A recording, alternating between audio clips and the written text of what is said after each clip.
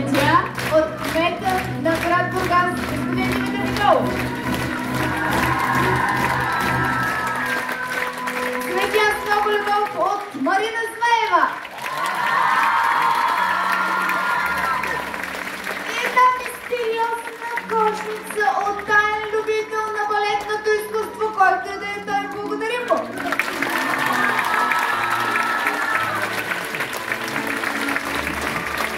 Дами и господа, мили родители, скъпи любители и ценители на нашето любимо балетно изкуство, благодарим ви, че ни доставихте удоволствието тези прекрасни деца да танцуват на пълен салон. Това за нас означава много.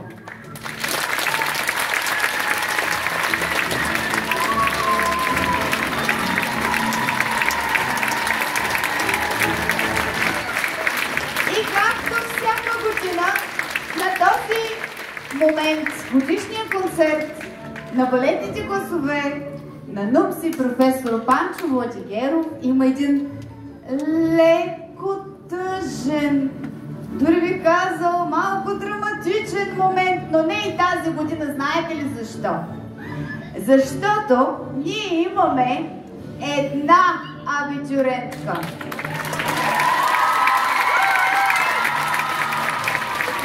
Но тя имаше много преподаватели тази година. Много са ученици за търбари и този празник беше за нея. Силни аплодисменти за госпожа Бахова, която беше балетен педагог през всички тези години. На Виолета Германова аплодисменти!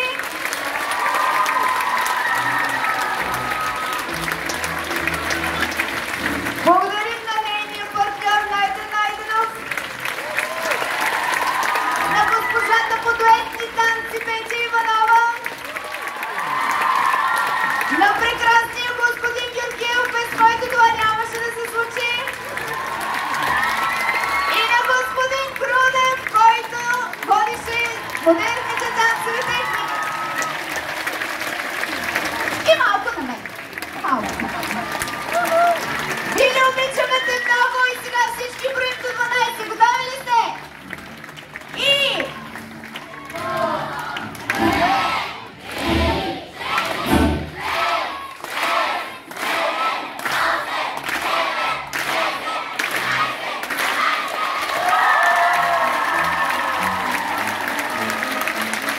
На добър час!